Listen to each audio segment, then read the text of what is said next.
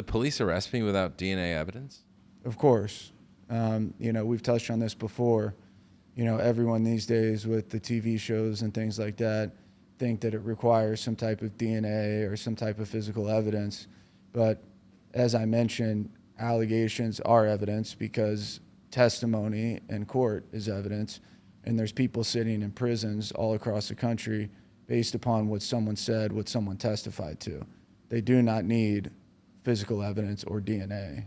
Would you agree, Josh? I would agree. I mean, is DNA sometimes a silver bullet for the state's attorney? Sure, but oftentimes with these sex cases, there's not DNA and there never will be DNA because either the type of case or the criminal behavior did not require any sort of DNA evidence. So, yeah, I mean, many times convictions to sex crimes occur without any DNA evidence whatsoever.